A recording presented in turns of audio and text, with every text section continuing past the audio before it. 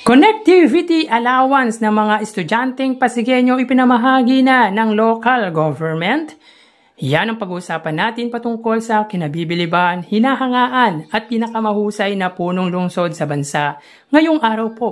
Pero bago natin umpisahan yan mga kaparokya ay humihiling ako sa inyo na pakisubscribe po ang aking YouTube channel. Paki-like and share na din po mga kaparokya para mas dumami pa po ang makapanood ng content natin. Maraming salamat po sa inyo mga kaparokya at maraming thank you din po sa patuloy na tumatangkilik, patuloy na sumusubaybay ng munti po nating channel. Again, maraming salamat at sobrang na-appreciate ko po kayo mga kaparokya.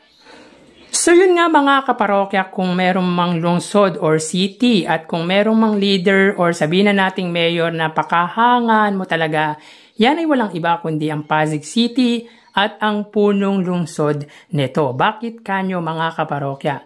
Dahil sa Pasig or yung mga Pasigueño ay pinakita nila ang tunay na pagkakaisa lalo na't nitong nagdaang eleksyon. Kumbaga, hindi sila nagpasilaw sa mga ayudang ibinigay ng katunggali nito. Alam naman po natin na talagang bilyon ang ginastos ng nakatunggali ni Mayor Vico Sotto at pinakita talaga nila ang unity or pagkakaisa dahil sa pagmamahal sa butihing mayor. At di lang yan mga kaparokya, dahil sa suporta ng mga ito sa punong alkalde, even his ticket ay pinanalo ng mga ito. Kumbaga 15-0 ang naging resulta. Kasama dyan mga kaparokya sa ipinanalo ng mga Pasigueño ay yung mga councilors ni Mayor Vico Sotto, ang vice mayor nito at ang congressman. Kaya kahahangaan mong tunay ang Pasig or yung mga Pasigueño and of course ang namumuno dito sapagkat tunay naman po talagang nagtatrabaho ang butihing mayor. Anyways, knowing naman po ang priority or yung top priority nito ay ang social services, kalusugan at edukasyon. And speaking of education mga kaparokya ay sinimulan na di umano ng local government nito ang pamamahagi ng connectivity allowance worth of 1,500 pesos.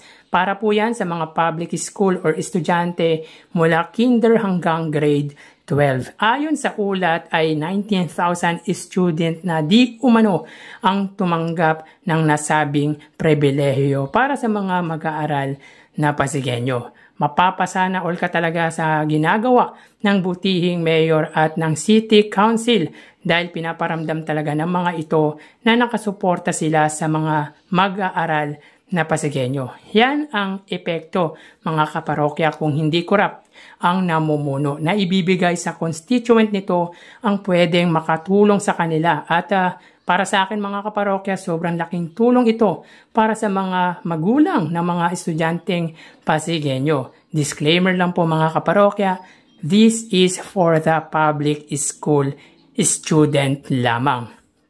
Siyempre, ito yung mas higit na nangangailangan. Pero malay natin, baka dumating yung time na pati mga private school ay mabiyayaan ng gantong pribilehiyo dahil mga taxpayer pa rin po ang mga ito. Anyways, nakatataas talaga po ng balahibo yung gantong ginagawa ng butihing mayor. Binabasa ko pa lang mga kaparokya para na akong kinikilabutan sa tuwa. How much more pa kung may video na maipapakita or mismong galing na kay Mayor Vico Sotto yung patungkol nga po dito.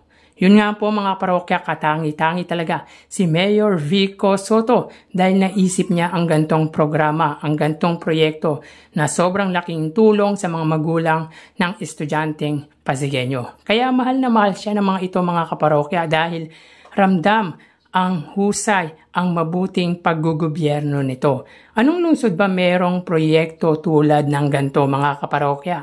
Paki-comment naman po kung merong kayong alam. Anyways, tulad po ng ating sinabi, yan ang epekto po ng hindi korap ang namumuno na ilalaan sa tama ang pondo ng lungsod. Kaya hahangaan mo talaga ang isang Mayor Vico Sotto at ang mga kawani nito dahil sa mabuti nitong ginagawa sa kanyang lungsod. Transparency, good governance talaga ang pinapatupad nito sa lungsod po ng Pasig. Kayo mga kaparokya, kayo tatanungin ko, ano naramdaman nyo habang binabasa nyo ang write-ups na ito ng Mayors for Good Governance?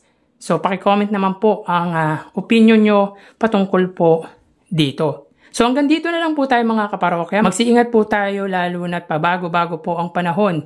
Magdala ng payong pananggalang sa sikat ng araw or sa pagbuhos po ng ulan. Nang sa gayon po mga kaparokya ay makaiwas po tayo sa sakit. Again, thank you and God bless.